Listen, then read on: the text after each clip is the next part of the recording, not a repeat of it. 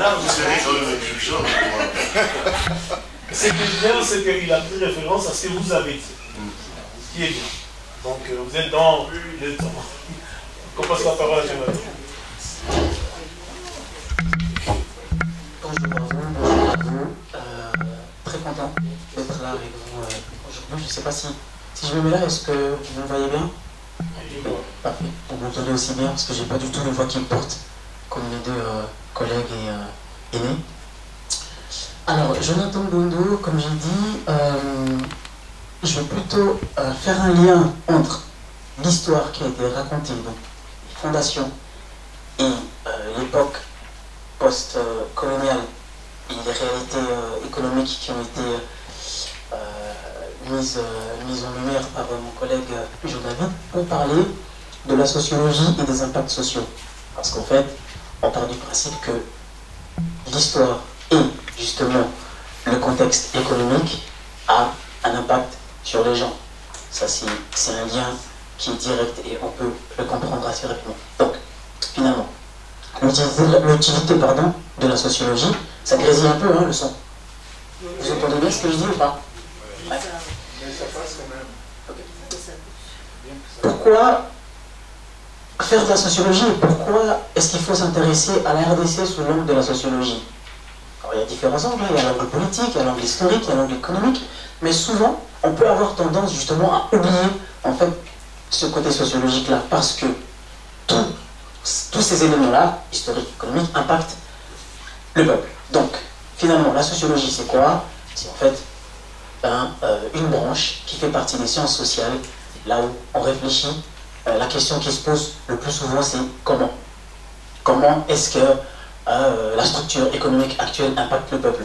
Et là, on va aller chercher des réponses. Et la sociologie, elle se construit bien sûr sur de la recherche scientifique, littéraire, mais elle se construit aussi sur de la recherche sur le terrain. Donc c'est vraiment ces deux croisements pour comprendre différents phénomènes. Donc, finalement, on analyse les structures sociales. Par structure sociale, il faut entendre, par exemple, la différence entre les riches et les pauvres. Il faut se poser de questions. Comment est-ce que ces personnes-là se comportent dans leur environnement? On voit aussi la compréhension et les dynamiques de gouvernance. Là, on peut parler, par exemple, du tribalisme dans la gouvernance. On peut parler de la promotion des communautés. Nous, on fait partie d'une communauté, on est la diaspora. Une partie d'entre nous fait partie de la diaspora congolaise. On est conscient qu'il n'y a pas que des Congolais et Congolaises dans la salle. Éducation et sensibilisation, et c'est de se dire, on a vu que la structure économique impacte les gens sur tel ou tel aspect, comment est-ce qu'on va faire pour répondre à ces problèmes-là? Je fais un petit bond en avant. La situation sociale en RDC. Il faut savoir que là, c'est vraiment sélectionné. Et puis, j'ai oublié de dire peut-être que la sociologie dépend vraiment de l'angle d'attaque. Il y a des gens qui vont se dire sociologues. Par exemple, il y a des sociologues des professions, il y a des sociologues de la famille, il y a des sociologues qui font des recherches sur la politique. Et moi, j'ai plutôt choisi de faire une recherche sur la situation sociale en tant que telle. Donc, en RDC, il y a aussi des bonnes choses qui se passent en RDC. Il y a un faible système d'éducation. Il faut savoir que à peu près, seuls 75% des élèves arrivent à l'école secondaire sur une population de 100 millions de personnes, 100 millions d'habitants. Faible participation des femmes au marché du travail. Les femmes trouvent du travail 8 fois moins que les hommes. Ça aussi, ça a un impact sur leur vie, sur leur quotidien. Il y a un faible système de santé, ça, on le sait. Les structures de santé sont totalement dysfonctionnelles. C'est aussi un lien, ça a un lien, bien sûr, avec les structures économiques, mais on verra ça, on va approfondir un peu plus tard. Et il y a un faible niveau de vie. Le Congolais moyen vit avec 2 $ par jour.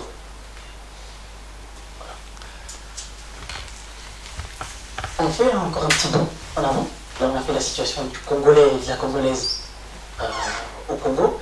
Et là, on va plutôt prendre l'angle de la migration. La migration fait partie des résultats, justement, de cette histoire, de ses impacts historiques et socio-économiques. Dans cette migration, il y a des profils, bien sûr. Il y a nous qui sommes partis, hein, on est partis à l'étranger pour des raisons souvent de crise, et il faut savoir que par rapport à ce que nous disait Papa Kaoumou, eh ben, les Occidentaux, eux, ils ont fait le chemin inverse. C'est-à-dire, eux, venaient, en fait, l'immigration n'a pas commencé par nous, mais par eux. Hein? Eux, ils venaient, mais ils ne venaient pas pour les mêmes raisons. Eux, ils émigraient plutôt pour des raisons de commerce, et puis des raisons de souveraineté occidentale. C'est-à-dire que dans les administrations, par exemple, eh ben, on trouvait plutôt des Belges, des Français qui se travaillaient, plutôt que des Congolais. Ça, c'est les divers types de migration. On a deux types de migration donc, internationales. Il y a des migrants qui venaient donc, après l'indépendance, hein, des migrants qui venaient grâce à des bourses d'études, et puis des migrants qui venaient travailler dans ce qu'on appelle les migrations régulières. Et les autres, à partir de 1981, là, c'est les migrations forcées. Personnes qui viennent demander refuge, enfin, qui passaient par la case asile. On a les migrations aussi par ethnie. Là, c'est plutôt les gens qui bougent à l'intérieur du Congo, ou du Congo juste vers la frontière, Rwanda, Brazzaville, Zambie, et les réfugiés des différentes guerres, on ne va pas entrer en détail là-dedans. Il y a les migrations politiques aussi, qui se sont faites en 3 vagues. Donc il y a la traque et le lumumbiste. Être lumumbiste à l'époque, ça pouvait aussi représenter un petit danger. Les partisans de Tchombe, qui était aussi un grand politicien à l'époque, et l'opposant à la dictature de Mobutu. Les Congolais en Suisse. Je ne sais pas si c'est assez clair là, vous voyez bien. Là c'est 2022, donc là c'est 1980 et quelques. Vous pouvez voir que aujourd'hui on est à peu près 6000 Congolais, hein, alors que dans les années 1980, il y en avait moins de 1000. La diaspora congolaise en Suisse, le nombre naturalisé, aujourd'hui on a à peu près 160 personnes qui sont naturalisées chaque 10 ans en Suisse, donc des personnes qui renoncent à leur nationalité congolaise malheureusement et qui deviennent suisses. Par rapport à ça, je conclurai avec la question de on est 6000, dans ces 6000, il y a certainement des jeunes, il y a certainement des personnes qui ont un certain âge, il y a des gens qui ont fait des études, d'autres qui n'ont pas fait d'études, il y a des personnes qui ont des capacités comment je peux dire ça, intellectuelles. Il y a des personnes qui ont des capacités plutôt professionnelles. Comment est-ce qu'on fait pour s'en sortir et être et apporter comment je peux dire ça, et à ce que notre synergie porte ses bénéfices pour le pays et pour notre communauté. Je vous remercie.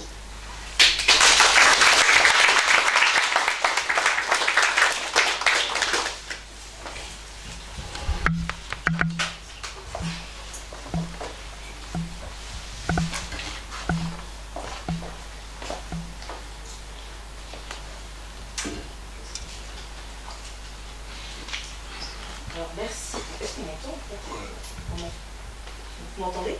Oui. Ça s'ouvre en deux temps. Est-ce que là ouvert? C'est on.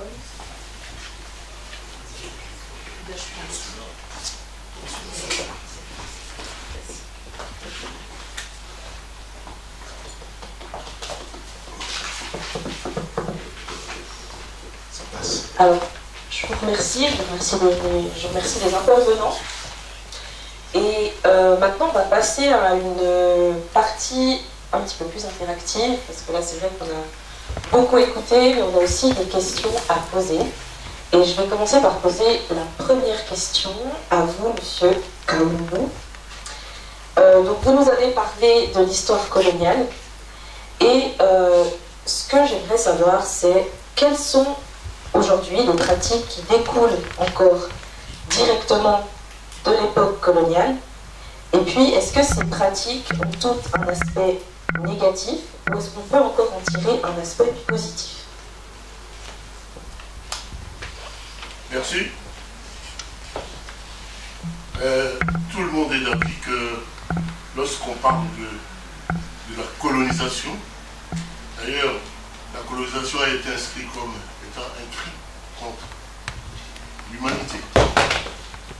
Parce qu'à la période coloniale, moi-même je suis né au firmament même. C'est pourquoi je suis un peu ce qu'on appelle une partie de la colonisation.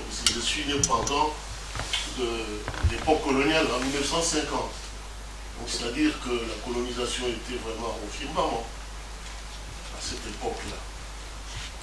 Et j'ai observé moi-même, à l'arrivée de...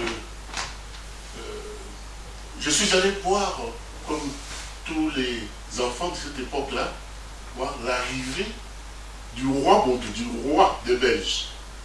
Je me souviens, mon père m'avait mis sur ses épaules, au bord de la route où devait passer le roi, et vous voyez le roi.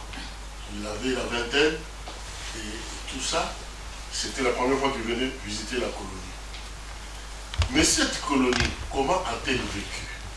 Cette colonie, comme l'a dit Jean-David, il faut le dire, il faut retourner à l'arrière. C'est-à-dire que la colonie avait un enjeu qui était tout à fait économique. Donc, les anciens maîtres étaient au Congo uniquement pour exploiter à fond les ressources du Congo.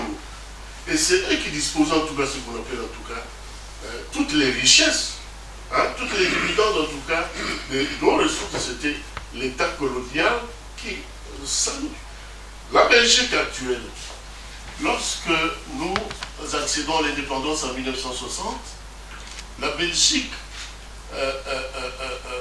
avait actuellement, la Belgique actuelle n'avait pas de, comment on appelle, des autoroutes comme on les voit aujourd'hui.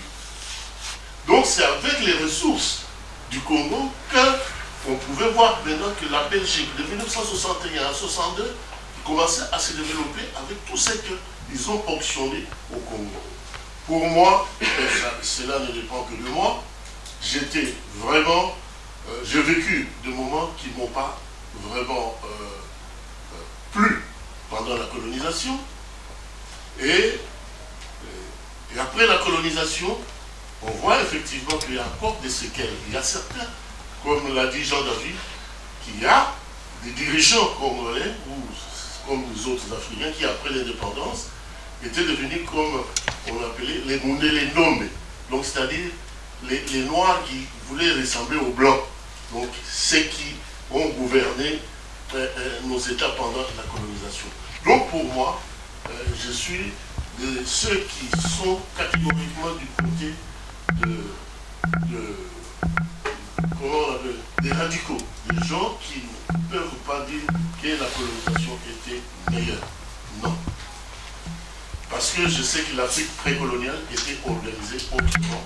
Et comme je l'ai dit tout à l'heure, qu'il y avait un État, le Congo était un État qui fonctionnait comme il faut, économiquement, socialement.